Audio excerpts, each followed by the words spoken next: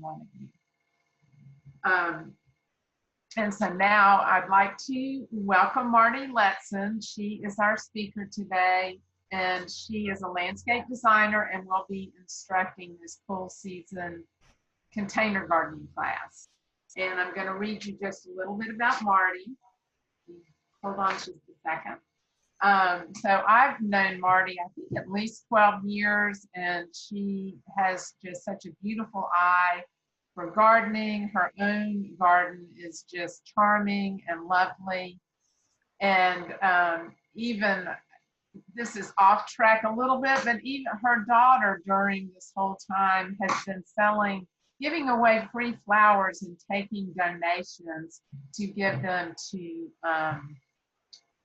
groups that help promote unity and diversity in our society. So about Mardi, she's a 9th generation North Carolinian.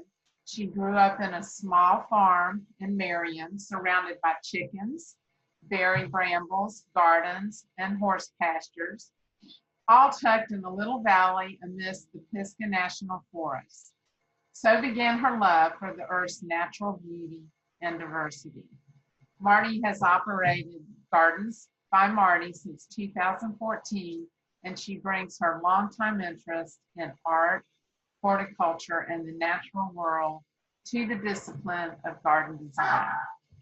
Mardi received degrees in art history from Davidson College and social work from UNC Chapel Hill. She studied English art and literature in London during college and later completed horticultural training at Haywood Community College.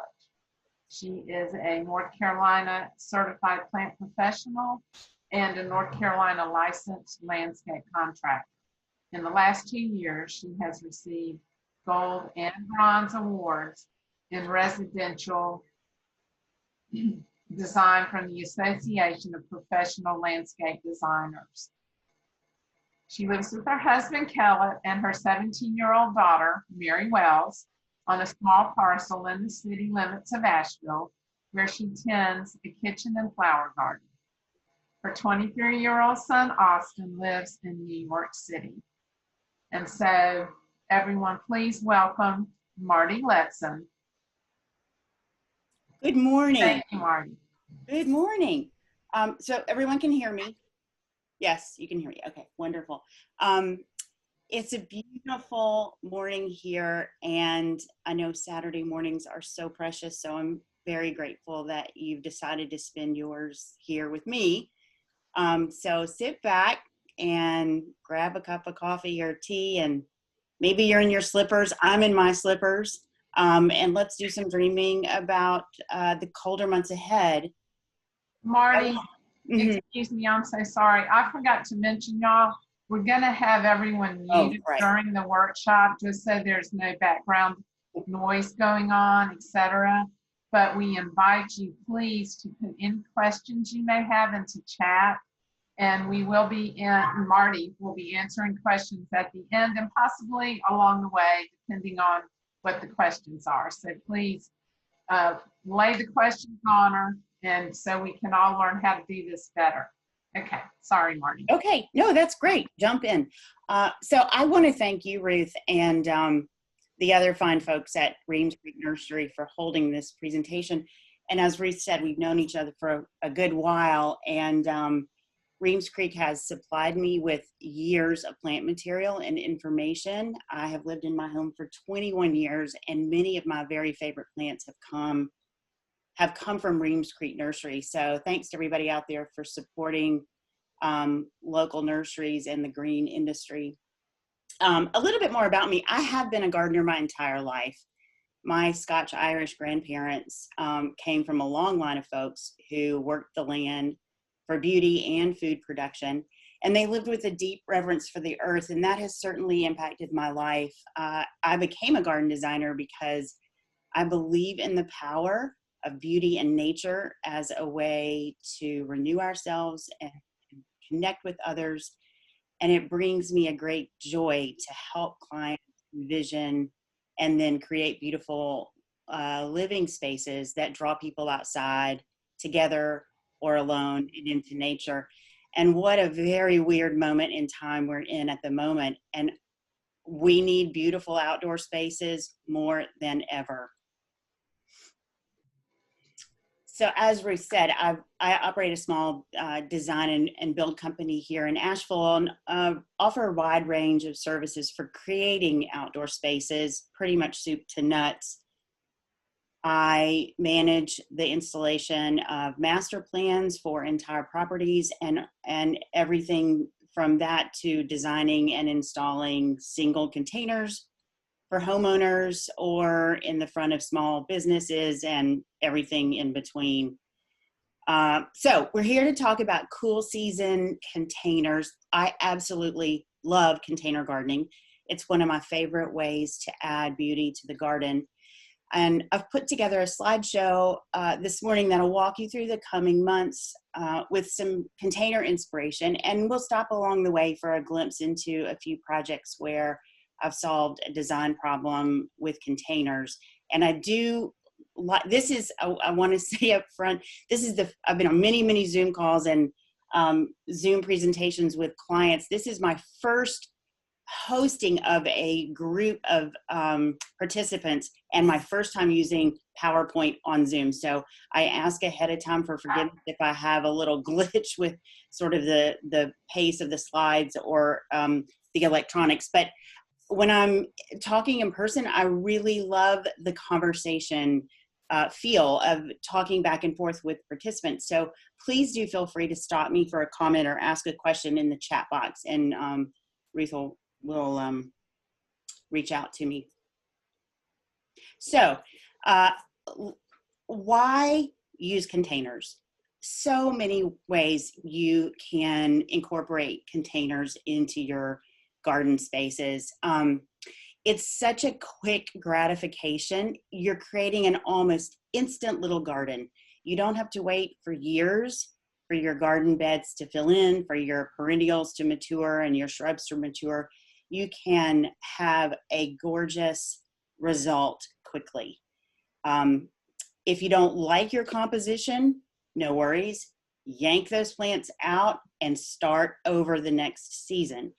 It's a great way to try things out. So if you're a novice gardener and you're wanting to try your hand at gardening, this is a great way to not just try out plant material, but try out gardening as a hobby.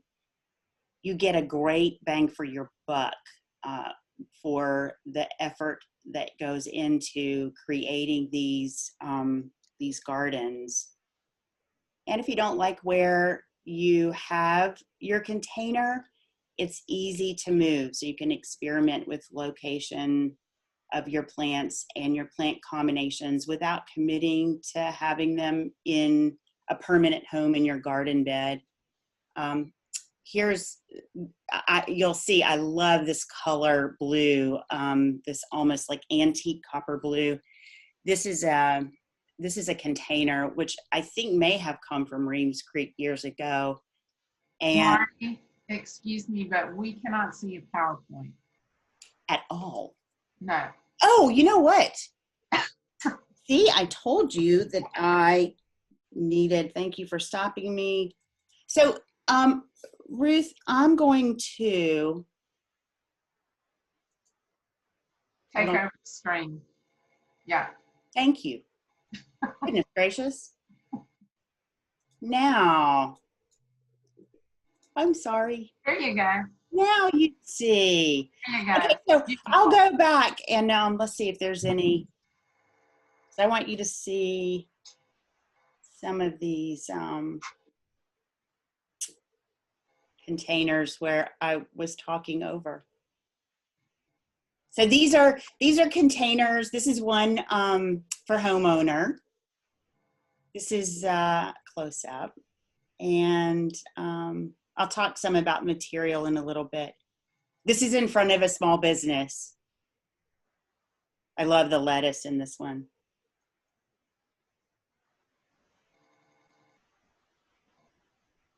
Okay, so that's the, I think that's where I left off. Yes. So here's one of my favorite containers. I love this coppery, antique coppery blue color.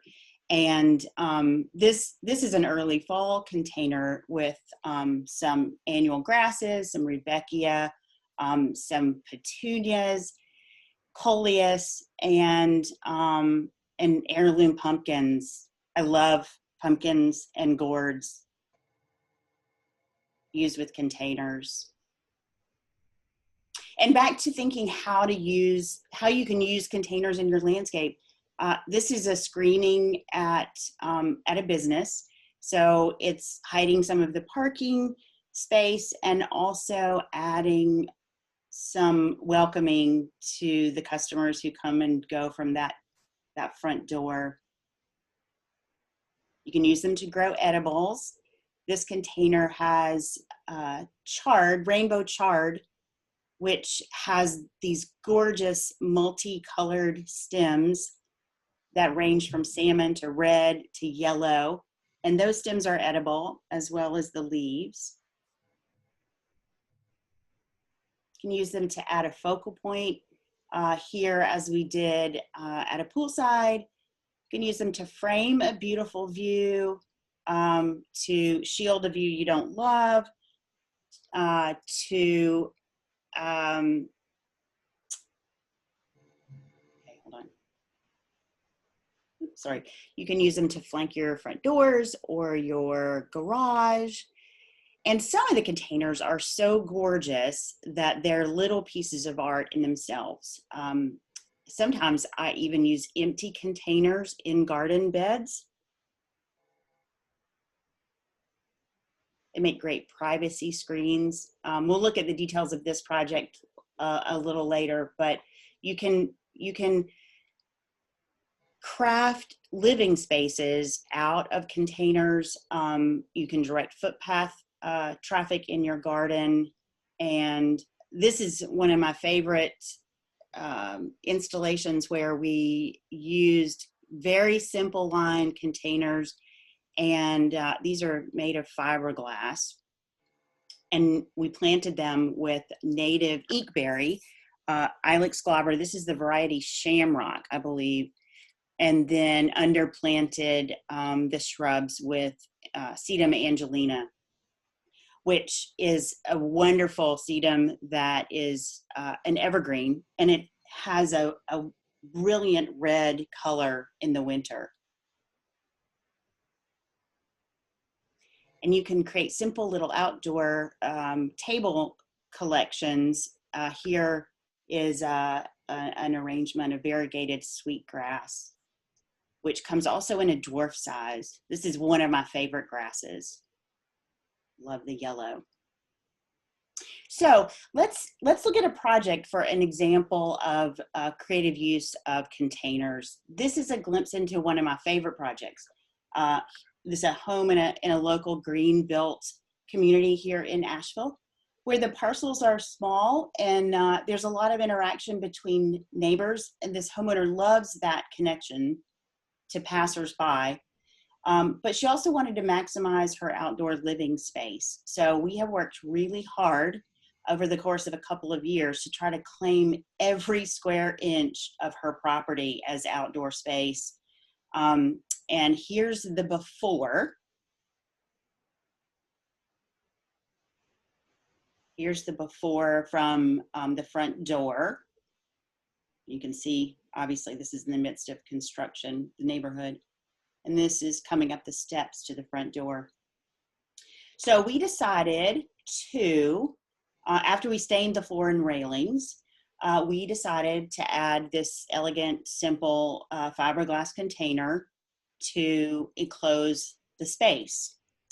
And what we came up with was a stunning year-round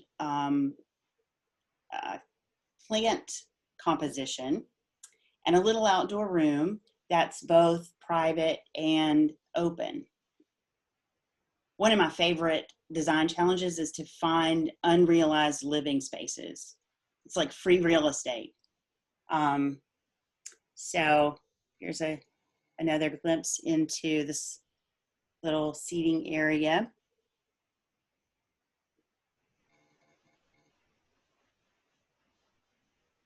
And now she gathers here with her neighbors for cocktails and coffee. So this planter gets planted every season. She actually does her own fall plantings because she really loves that. But we do this spring, summer, and winter plantings. So there's always a different collection of plants here in this container. This is actually a summer example. Marty, what were those wiggly things in there? The glass pieces. Okay. Those actually belonged to the homeowner when she moved in. So she has those in several colors, and we've used them throughout her containers, depending on the color scheme of the plant material. But aren't those lovely? I think it's well, I mean, you can see it's like Chihuly kind of inspired glasswork. It's lovely though, isn't it? Beautiful. Mm-hmm. This is another season. I think this may have been last year's summer collection. I absolutely am in love with texture and shape and color. And you can see that here. These are, this is the winter composition from last year. So same container. And this is the front. Wow. Now, yes, it's very beautiful. I could do a whole presentation on that project because there's so many lovely parts to it. So let's talk a little bit about ways that you can create a look for autumn containers. For plant material, I'm looking for things that are tolerant of cool temperatures and showcase our local fall colors. So things like grasses and ornamental kale and cabbage.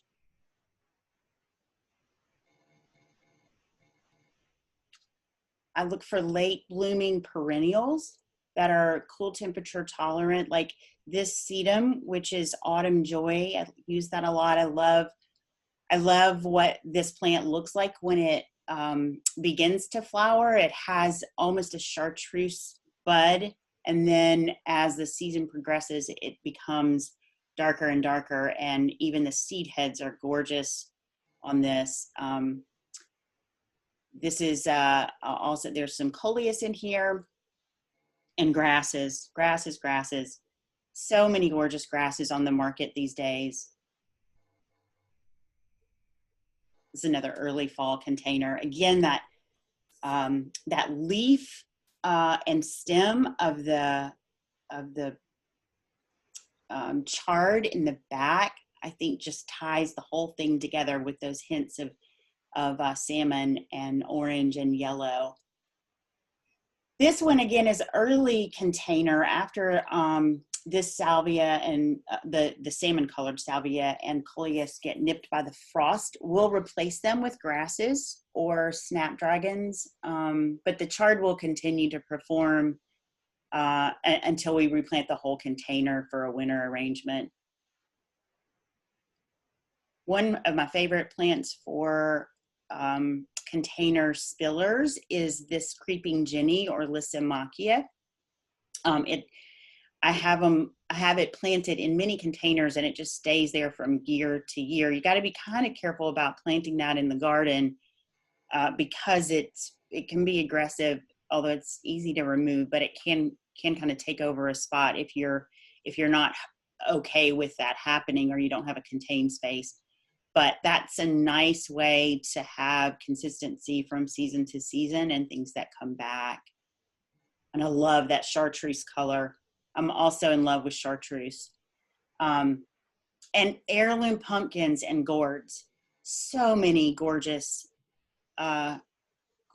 things on the market right now. The Long Island cheese pumpkin, the Cinderella pumpkins, the turban squash pumpkins, the pink ones, the blue ones, the white ones, the speckled ones, the warty ones. They're just stunning. This is a picture of of our before. We're getting ready to load these up to go to a job site.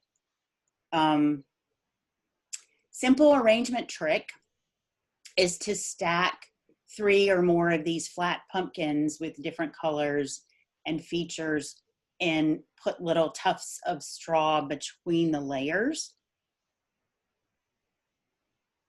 Marty, is that just for interest, or is that to keep it from rotting, or? It's really just for interest, although it may help with the rotting a little bit because it'll give us a bit of space between them, just some air space. But I mostly just do it for interest. I find these heirloom pumpkins are pretty durable in terms of staying out in the weather. If you can keep them out of the sunshine when it's warm, then mine last. I've had some of these white ones that I actually continue to use through the holidays, meaning past Thanksgiving through the New Year, Christmas and the New Year. Oop. Too fast, hold on.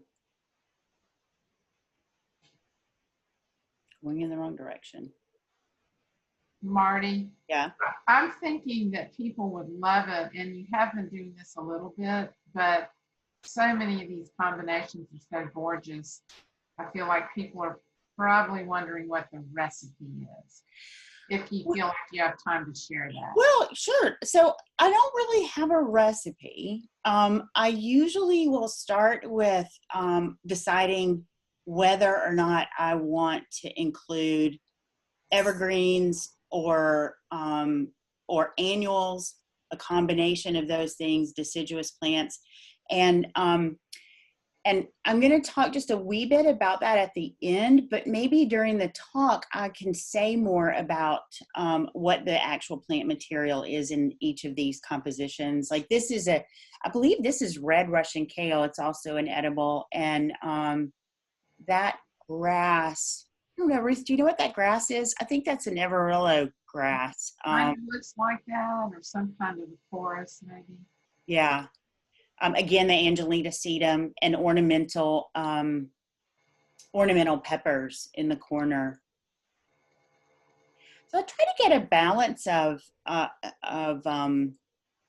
things, interest from the leaf and the flowers, so that I'm not just relying on flowers for the color, but you can really extend the season by using really colorful leaves and things like the kale. And this one has parsley in it, parsley and pansies and chard.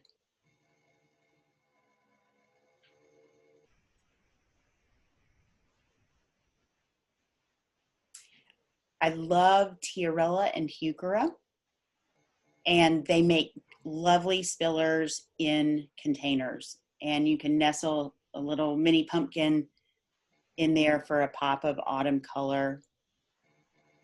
And heucheras and tiarellas, mostly heucheras, come in such a variety of colors. Even though this, and I don't know how to use my pointer, but the plant at the bottom with the veined leaves, that's the heuchera. And so there are peach colored ones. There are almost black colored ones. And most of them really are pretty good evergreen performers too. So they're excellent choices for cooler season containers. And I love form and texture. And this is a good example of pulling a lot of different shapes and colors and feels of the leaf together. Containers are such a great way to play with design elements on a small scale. So notice the spent flower heads of the sedum here, the seed pods of the grass, the velvety texture of the lamb's ear, and the repetition of the leaves there in the ajuga.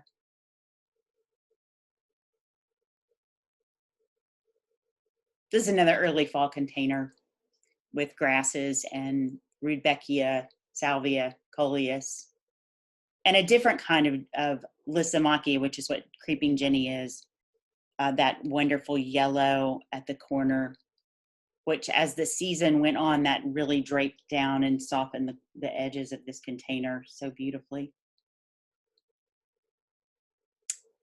Love winterberries. This is a native holly that comes in a number of different colors, red, orange, and yellow. And I love the native dogwoods that also come in similar colors. I use a lot of variegated ivy as spillers, and that's another excellent staple that really spans all the seasons. But again, a word of caution here, because it is invasive, and because of that invasive nature, I wouldn't plant this in the ground or allow it to mature to seed, but it's a great container plant.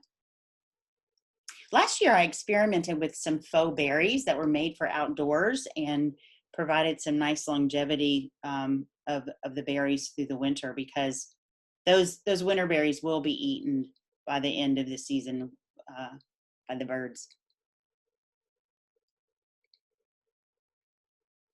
My favorite color combination is purple and chartreuse. And I'm always looking for ways to get that pair in flowers and leaves and twigs.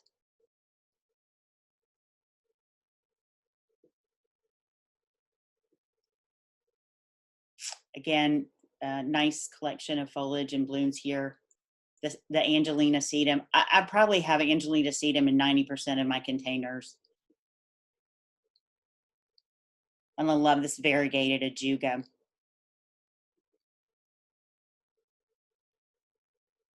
Here's a glimpse into another project. This is a home where the homeowner asked for a more welcoming interest and some softening of the lines of the house and the stonework. So we added 2 containers. Here's their winter arrangement, and this is sweet flag grass, and the rest of the greenery here is, well, there's a little Angelina sedum, but the rest of the greenery is cut greenery, and curly willow and red winterberries. That's gorgeous. Mm-hmm. Another photo of it. So when I'm putting plants in a garden for a garden design, not a container, I am thinking about what could be cut from this plant collection and brought in for flower arrangements or greenery arrangements, or used as a cut material in a container like this. So if you plant with that in mind, you can include some evergreens with variegation, some Chamaecyparis that has yellow foliage, some junipers with blue foliage and berries, and things that are going to give you the interest in twigs and cones and dried options for your arrangements. And you can see we have pine cones stuck in this particular composition, and I think we just pulled those, put those in with wrapping floral wire around the bottom of them, and then sticking them in with a pin. But it's fun to kind of forage through your property to see what you can bring in or add to containers. So ideas for winter. Again, the evergreen branches and the berries. I'm looking for things that are going to last past the holiday season to provide interest into the winter. This particular container looked gorgeous March 15th. So we planted it right after Thanksgiving. And the homeowner kept it watered because that will extend the life of your cut greens considerably. And if you're doing planted material, it's especially important to keep this watered really well through the winter, particularly before the temperatures drop. It makes it a lot easier on the plants. Marty, there's a question. What kind of greens were those? Here, Yes. the bottom is golden mop, Chamaecyparis golden mop, and there's some grasses in there. I don't know what that grass is. It's variegated carex. I think it's an Everillo grass, and variegated ivy, and the top greenery is Fraser fir, and yellow twig dogwoods, and red winterberries. And there was a question, where can they get that? We do at Reams Creek Nursery sell greenery when probably starting about the week before Thanksgiving. But of course you can forage around your yard like Marty mentioned, or your neighbor's yard if they don't mind. Yeah.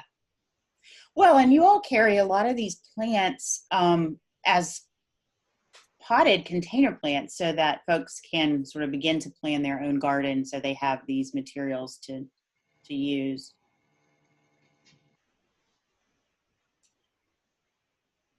This is just a collection of curly willow, of blue cypress, berries.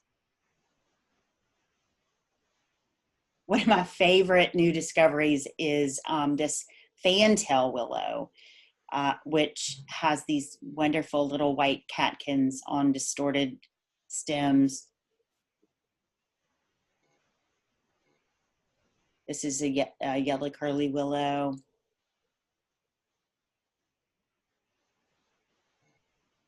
Again, the native winterberries in multiple colors. I also love Harry Lauder's walking stick. There are lots of different kind of willows as well that make really gorgeous accents or focal points. This is a similar design combination to the one that the question was asked about, except for the branching is curly willow.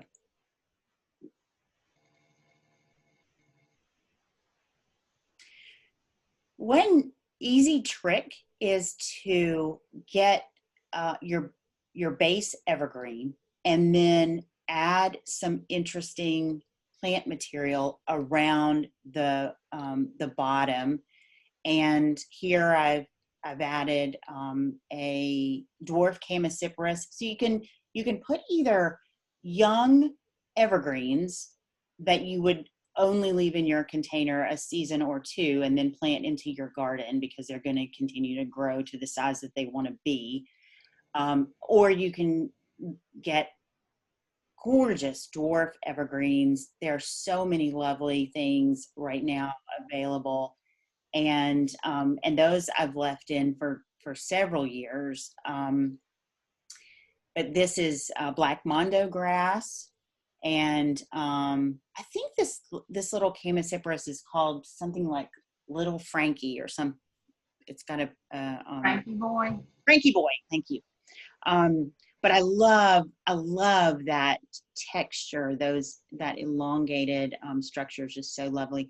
And then a variegated, I believe that's a Pieris in the back of the photograph, and then with some twigs.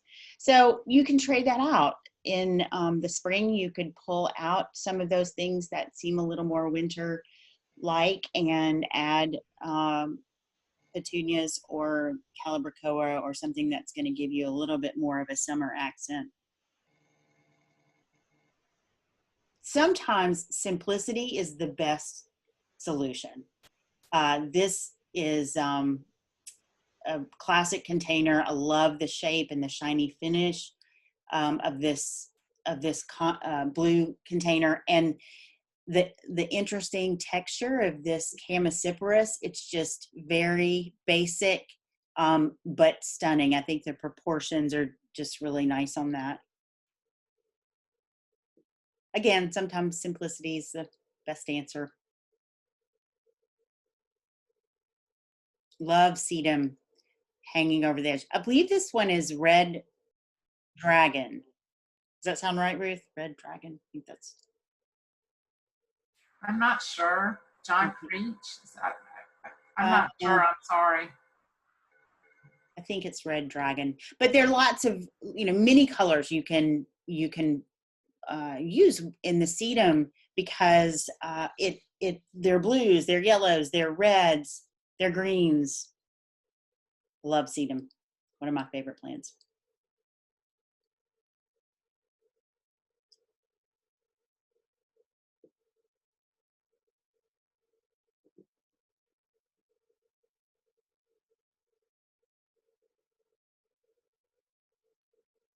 It's another shot, I think, of the Frankie Boy composition. You put some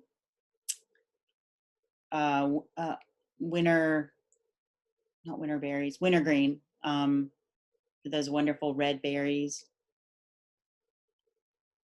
I try to make relationships between the colors of one plant and another, and look for the continuity of something within the leaves or the berries. For this composition, I love how there's just a tiny little hint of red in the branching of that pieris, the variegated pieris, which picks up the red in the berries. This is an arrangement for someone who asked that we do winter containers that don't look like Christmas. So we went with a yellow earthy theme. Question about the branches. Mm-hmm. That they're cut branches, correct? The branches like the red twig dogwood and those are all cut. Yes. That's one plant that I wouldn't suggest putting in a container as a planting because it takes up valuable real estate with its root system, and it really doesn't help you in terms of how the container looks to have those twigs either cut. It makes no difference whether you got them cut and stuck in there or you actually have the plant. So I'd say grow those in your garden, the red twig dogwoods and the winter berries, and cut them. And then use your root space for other things in the container.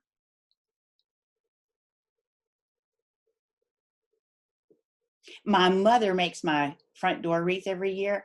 And I threw this in because I love her compositions, and I always get inspirations from her about evergreen options, magnolia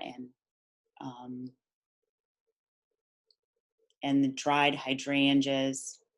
A lot of this can translate into containers.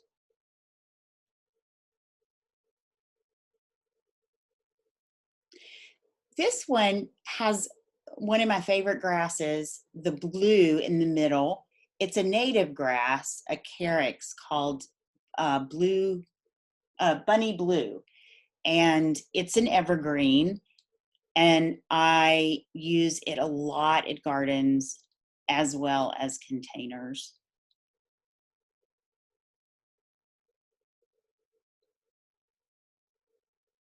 Here's an example that contains the fantail willow. This is a client who has a bit of a hybrid style in her garden of Asian influence and cottage. So these fantail willows add just a little bit, I think, of an Asian hint to her containers.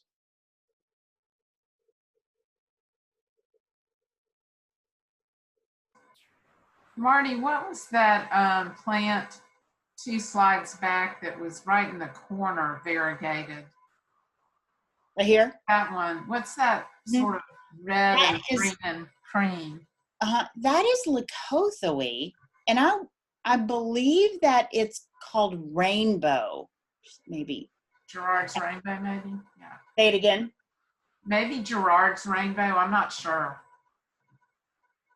I can't remember the exact variety, but it is something rainbow, I'm pretty sure, Lakothawee.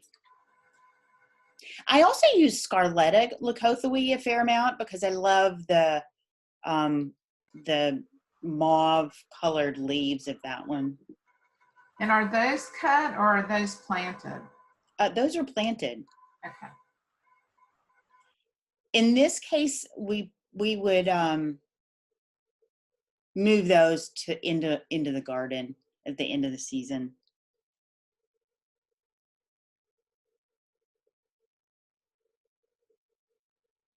This is taken from my office window, so that's why it's very blurry. But I just want to say you can really speak to nature in containers. And this is a little bird. I wish I knew what kind of bird it is. But eating the winter berries from the container outside my office window.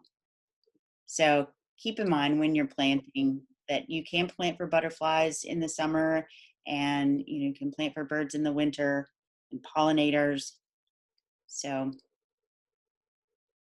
another project, this patio was completely open, and we added these containers to make a wall, sort of like in the first project that we talked about. So we created a seating area with beautiful grasses. This is a little blue stem. They do very nicely in containers.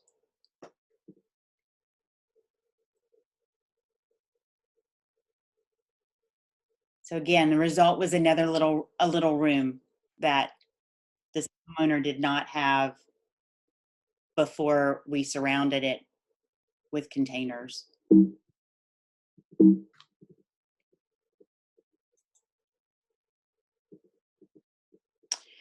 So back to Ruth's question about selecting plant material, things to consider.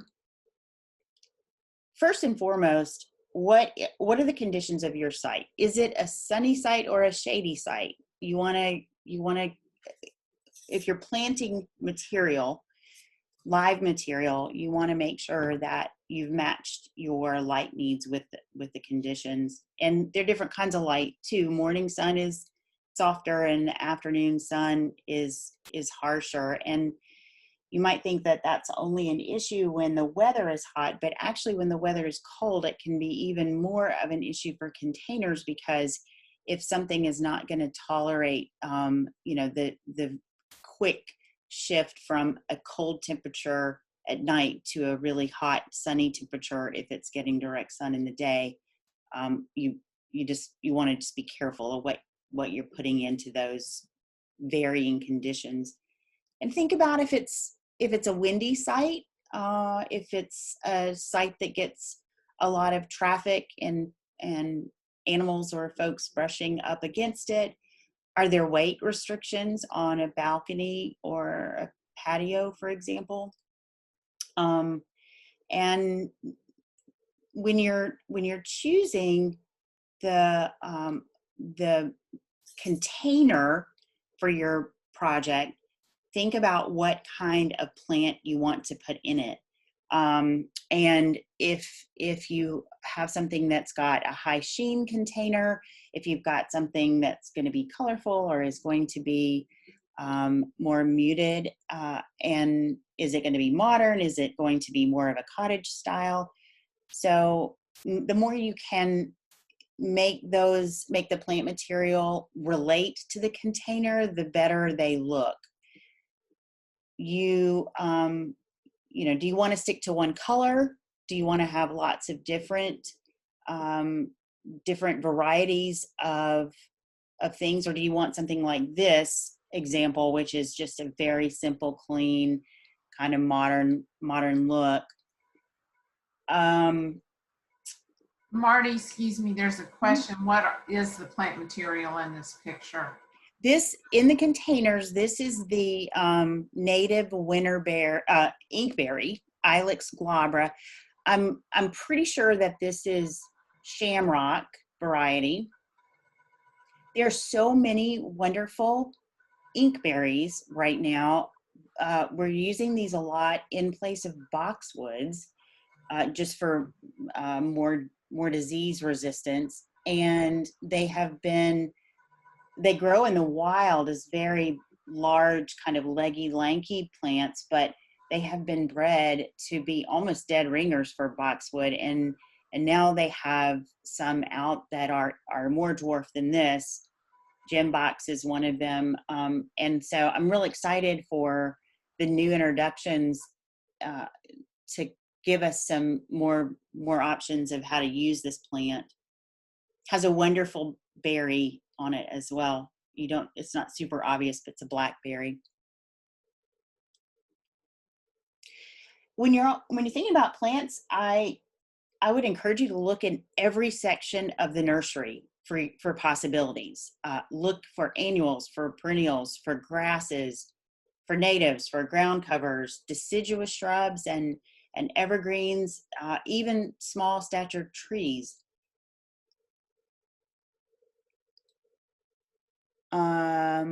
Let's see. Go. One more project. This was a house that needed some softening and some year-round color. So simple project. We got these actually came from Reams Creek's yard too. Got 2 of these that we put on this column, and then we planted it with simple evergreen, a dwarf evergreen. So this one can stay in there for a long time, and grasses and pansies and ivy.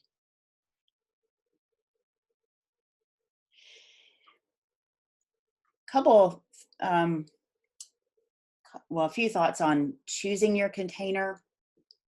What kind of container do you want in terms of style?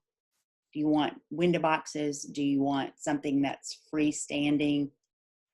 How big should it be? Do you want it with squared edges or rounded edges, tall or short? Does it need to be lightweight? There are some gorgeous fiberglass containers available now, and they're really nice if you think you're going to have if you're going to have a weight restriction, or if you think you're going to want to move them around your garden or to a new home. Those are great investments.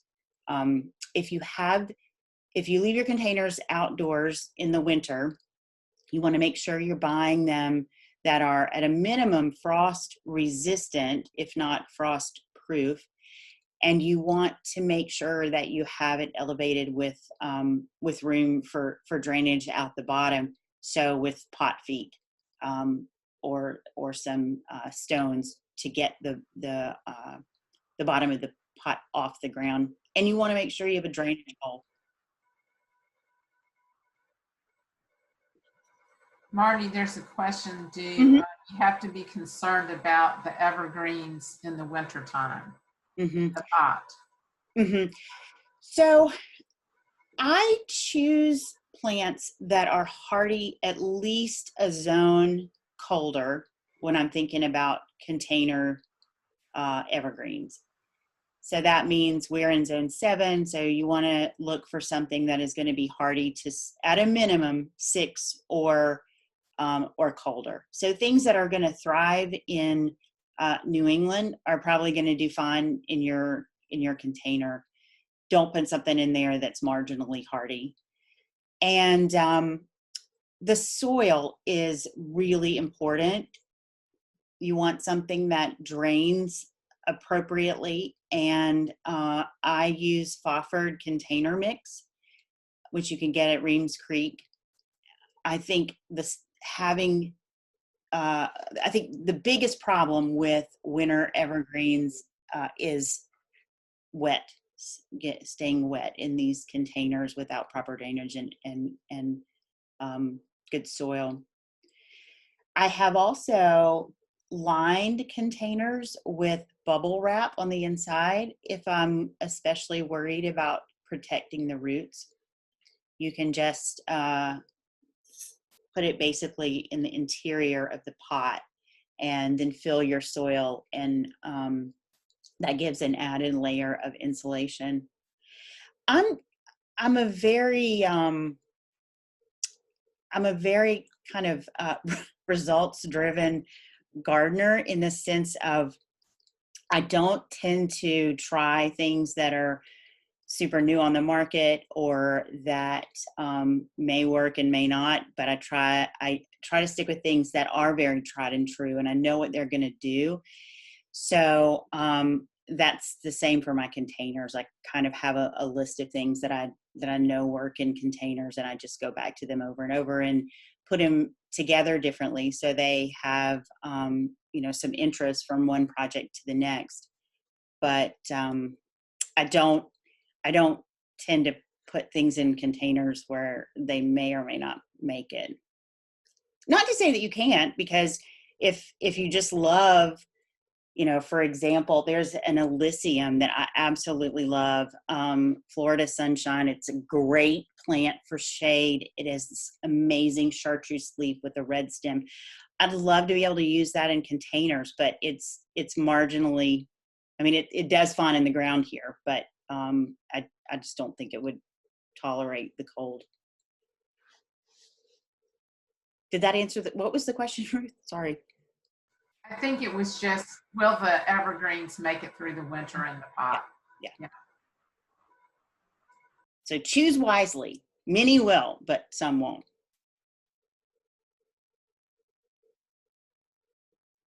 So, other questions or comments? Okay, Marty, we do have questions, definitely. Okay. So let me check into this list here. And maybe before we get into the questions, I would just, in case some of you drift off as we go along, I want to say we do have a survey that we will send you. If you would like to put your email in the chat box, we will send that survey to you about evaluating this particular workshop, but also any ideas you may have for future workshops. And if you do, we'll send you a coupon if you complete it. And just in case you drift off, I do want to say thank you to all of you for attending, and thank you very much to Marty for presenting today. We really appreciate it, Marty. And so I'm going to get right to the questions right now. Let me check in this chat box and see. Some of them have been answered along the way, but some haven't. So, okay, the sedum with the ilex glabra was Angelina. We did answer that. Mm-hmm. What materials are the best winter containers made out of, ones that won't freeze? Mm-hmm. You feel like you've already answered that, or? Well, I can speak more to the material. I prefer fiberglass if you're wanting to be assured that they're going to last. There are some great ceramic containers that are frost resistant, but honestly, I have, like this one in the picture, which came from Reams Creek. I have had this brand of containers in my garden for years. I've never had them crack. So part of it is the material of the container, and part of it is how you plant it and making sure you have that drainage hole and that you have it up off the ground so that it doesn't freeze to the ground. And you kind of get what you pay for. There's some lovely things that you can pick up in big box stores, but you're probably not looking at things that are going to last you very long. Lovely meaning like they're beautiful, but they may not be they may not be frost resistant even for more than a season or two. Do you recommend using pot feet? Yes. Yes. And there are lots of different pot feet you can use. You can get really gorgeous ornamental ones that have beautiful balls on the end that match your container. You can also get really simple rubber lifters. We use these a lot. You don't even see them. They're like little round. Where would you get those? I order them off of Amazon. I can't think of the brand of what it is, but I think you could Google pot feet, rubber pot feet. Okay. So next question, can you buy chard this time of year or do you plant seed? Well, Ruth can probably answer that, but if you plant seed, it's probably not going to do much before the end of the season. Yeah, so I would agree, and I think our supply of chard at this point is somewhat limited, yeah. if there is any. This brings me to a thought about buying sizes, because while it's great that you can create this instant garden for yourself, if you install everything and they're tiny little plants, it may be that it takes so long for your plant combination to grow in that you've made it to the next season. So when I'm planting for container gardens, I am trying to get the most mature thing that I can find.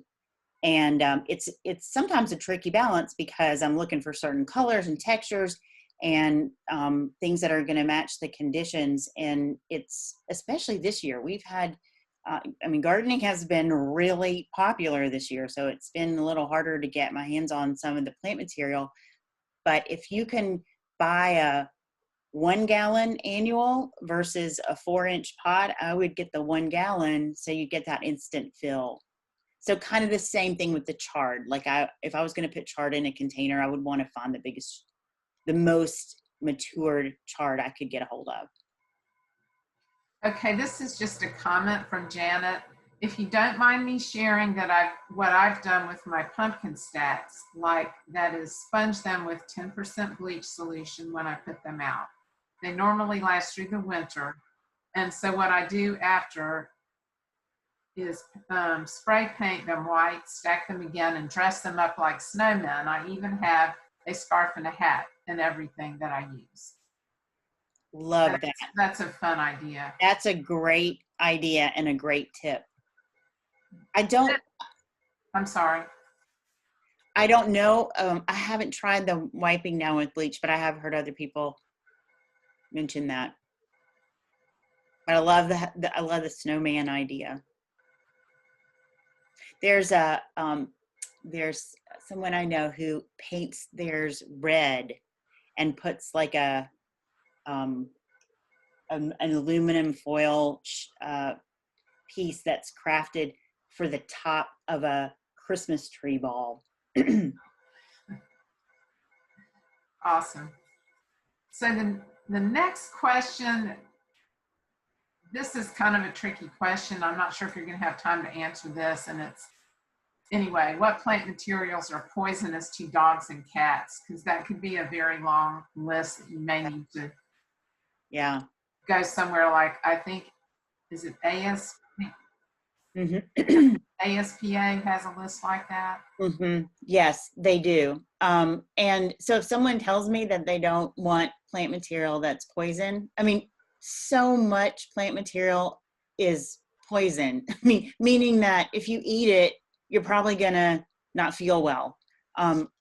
Not so much, a serious reaction, but I will try to figure out why they're asking for it. It sounds like this person's asking for pets, and then look at the site or Google what are the plants you should plant if you're concerned about it. So then there was a question about the cut greens, which we already answered, and then another question about, do we sell golden mops greens at Reems Creek. We do sell the bushes, and we try to sell the greens. We can run out of that particular green, but we're always looking for it. Mhm.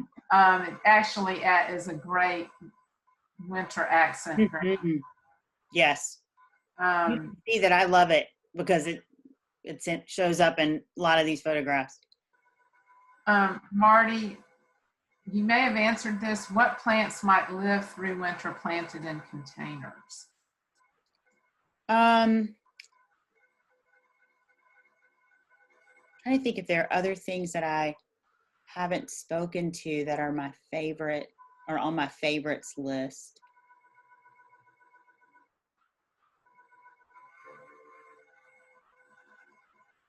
I think I've pretty much hit them all. You know, the grasses, the yellow grasses, the black grasses. Oh, here's one.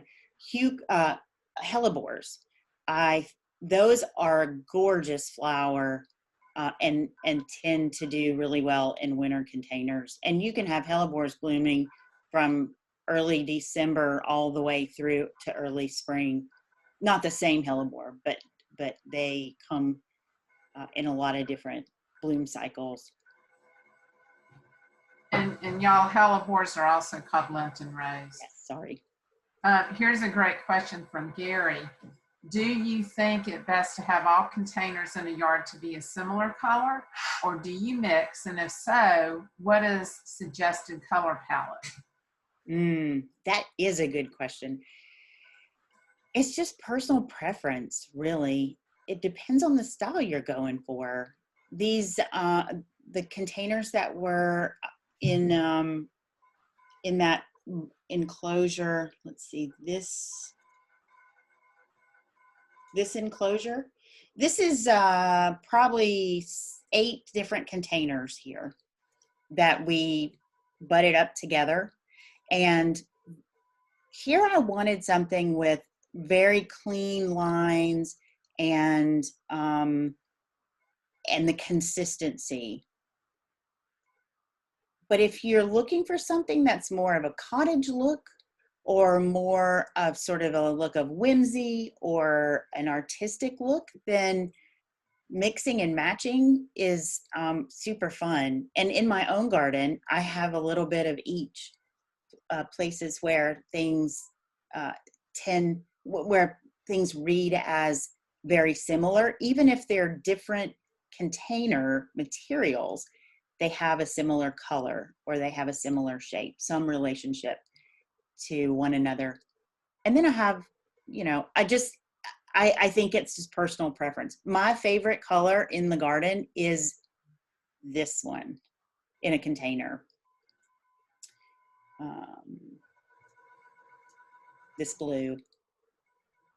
And I installed these are ceramic containers, but I also install them as fiberglass ones that are, you can't tell these are all fiberglass.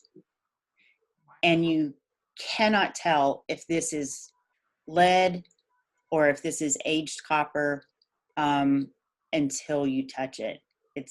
The finish on it is pretty incredible. So it's just, I think anything goes, really. So that blue color, this is a personal question.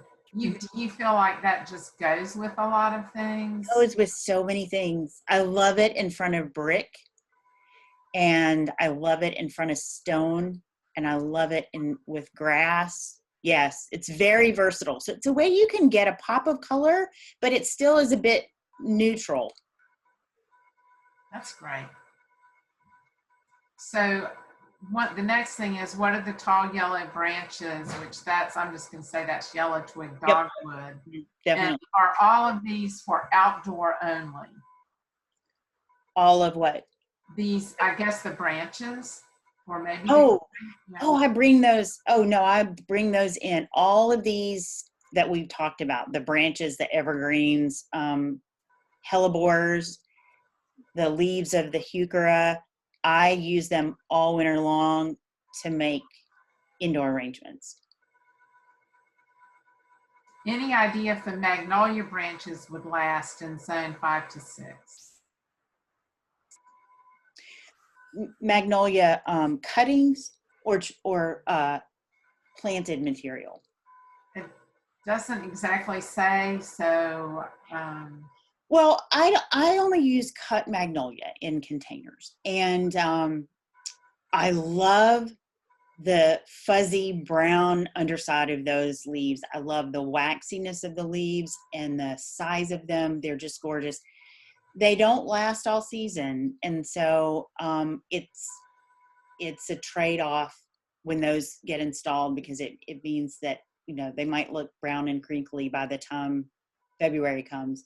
But I don't mind that.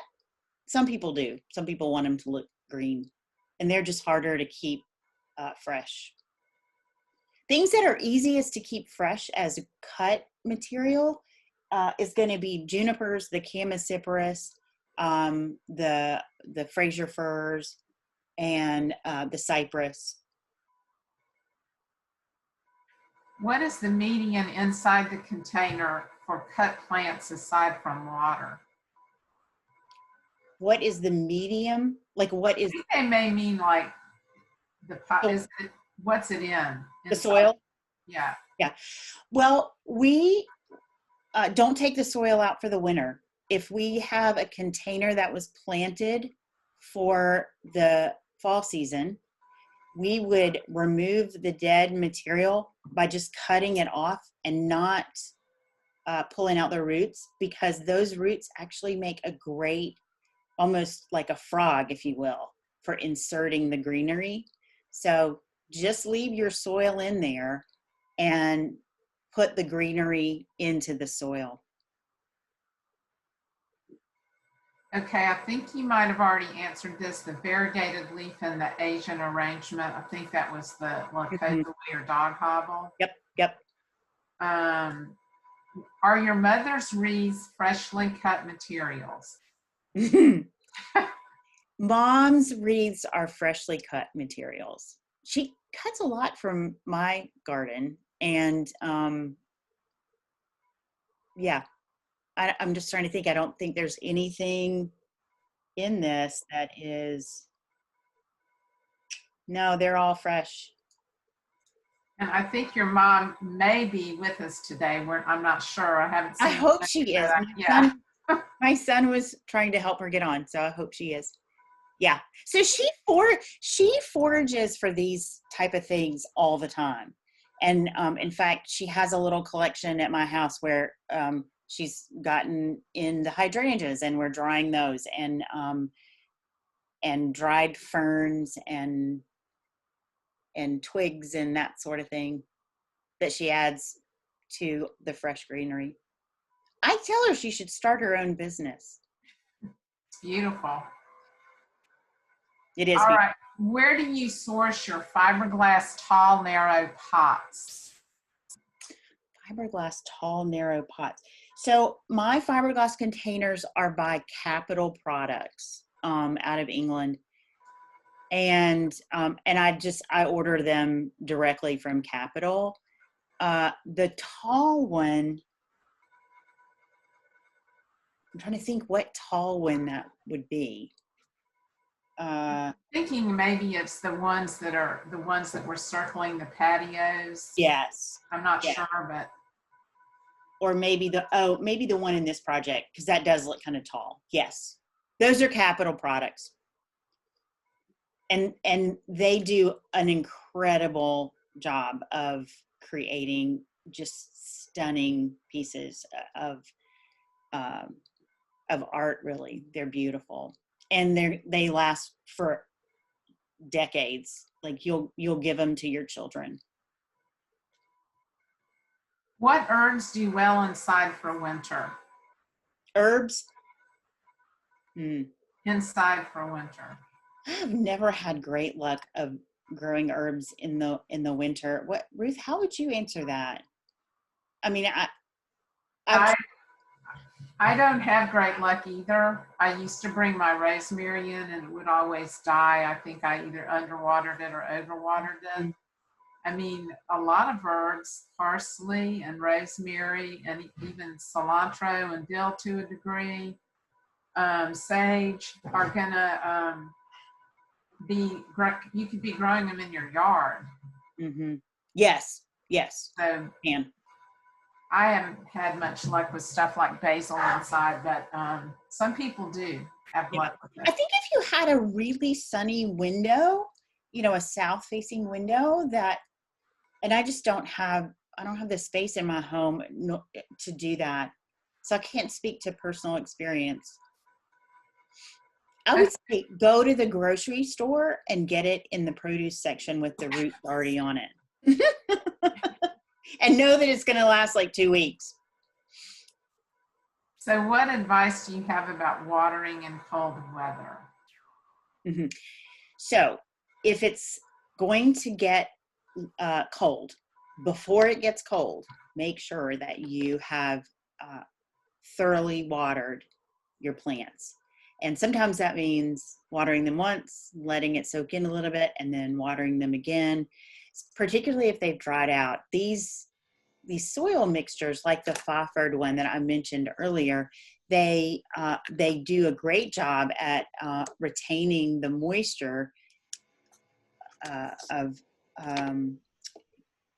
but if they dry out, it is hard to rehydrate them. So consistently watering them and not overwatering. And I know it really is it's an art as much as a science to know how much to water things. But if you know that a freeze is coming, if you know it's going to be a really big cold snap, to get out there in the middle of the day when hopefully the soil is not frozen and really try to hydrate it.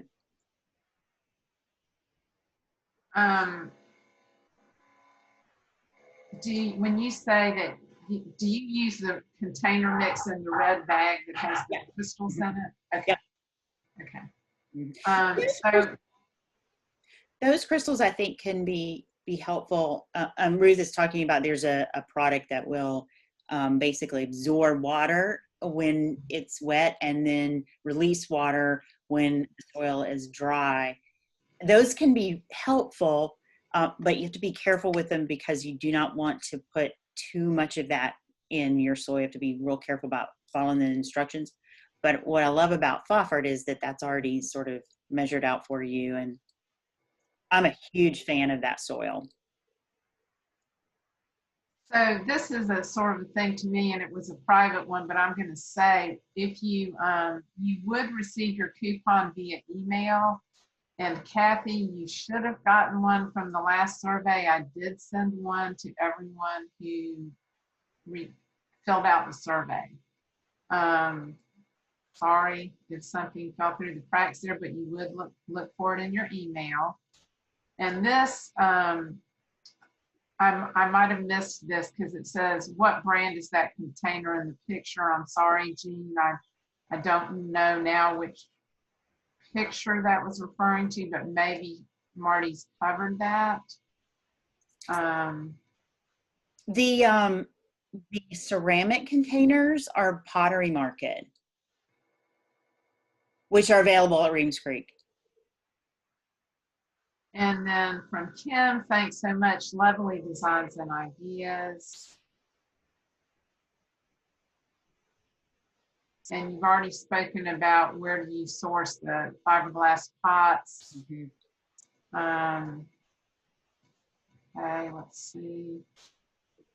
What did your mom use as a wreath base?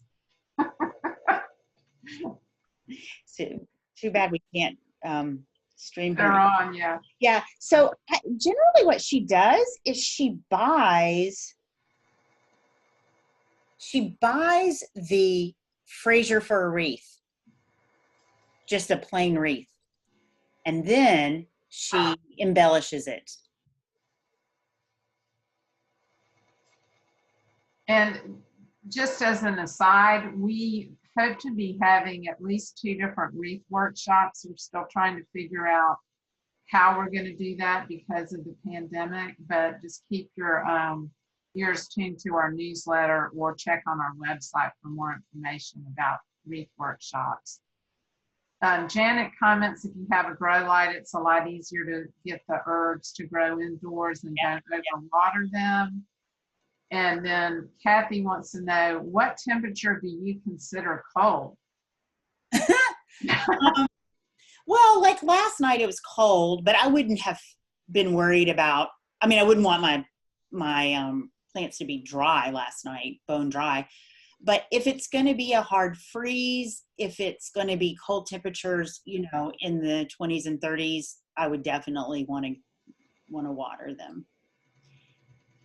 And then Kim comments, her oregano and chives were outside in the pot all winter, covered with leaf mulch, and came back in the spring. And then I had a question too, is how would you follow up in January after your holiday arrangements?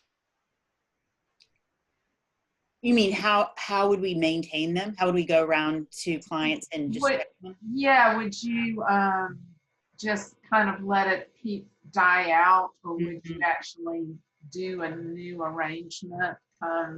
We rarely do new arrangements, although have a time or two, but I try to design them so that the material is going to look reasonable well into February.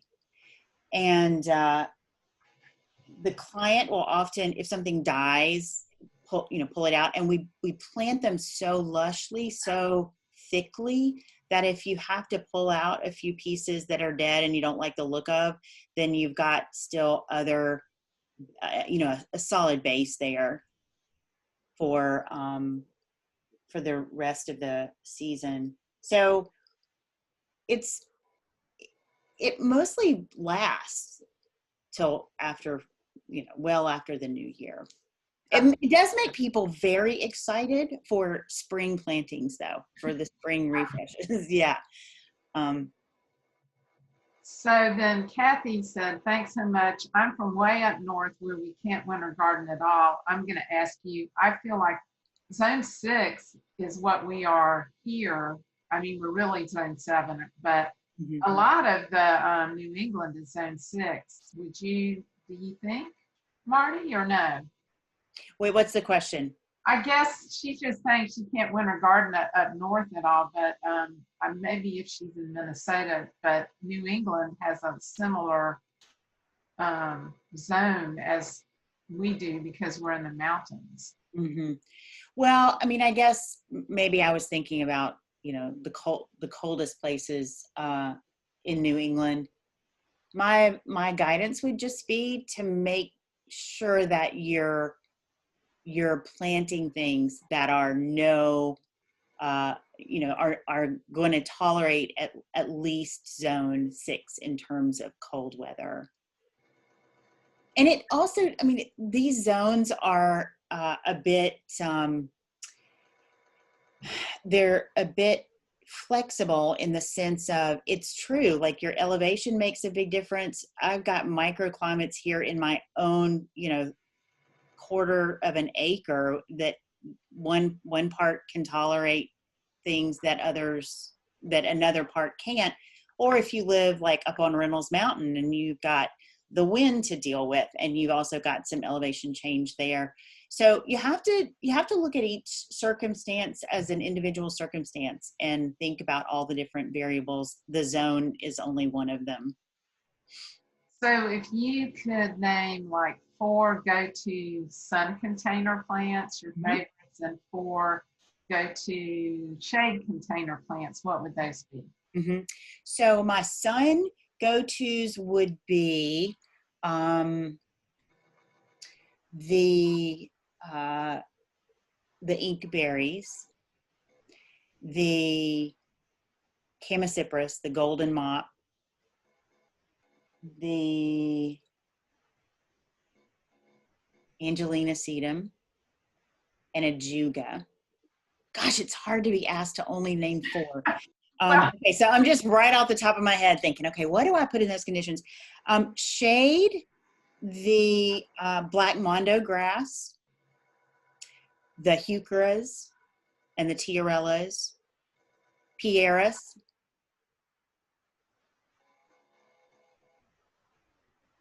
and the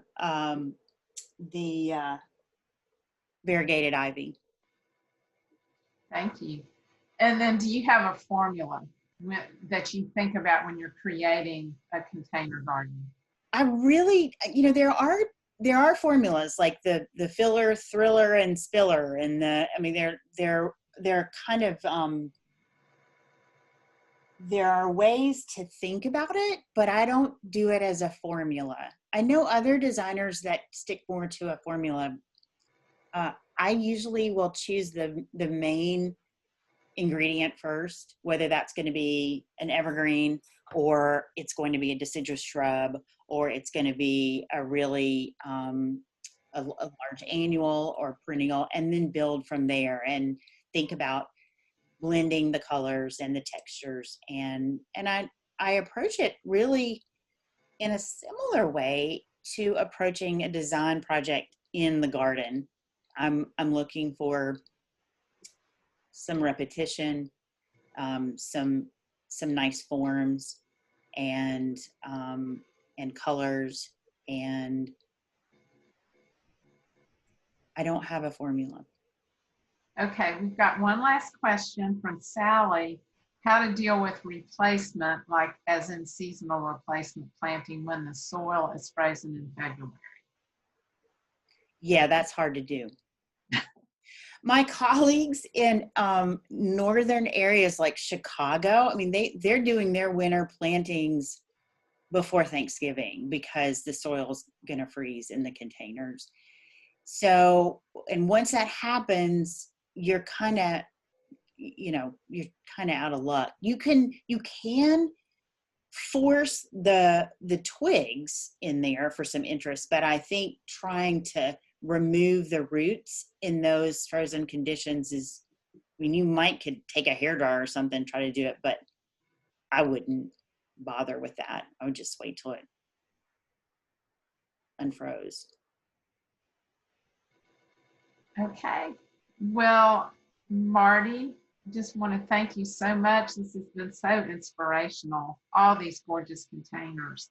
And I also want to thank all of you for attending today. It's just wonderful having you with us. And do you have anything else you'd like to add before we say goodbye, Mardi?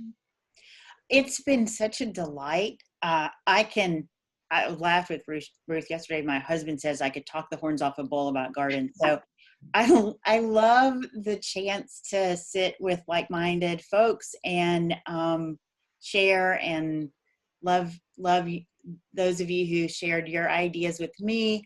And I'm just very grateful for the chance to be with you this morning.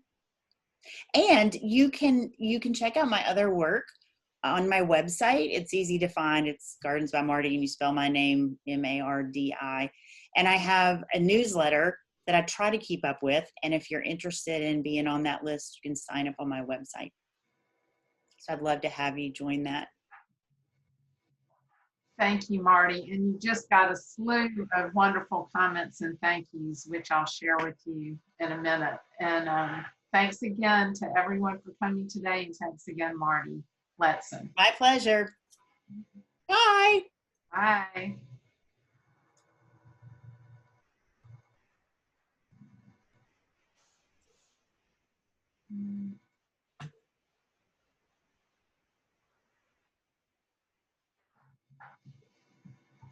I'm just going to real quick read you these nice comments, Mardi. Oh, good. Thank you. It says, let me get back to the right place. Thanks, Mardi. So much fun. Great to see you, from Susan Flynn.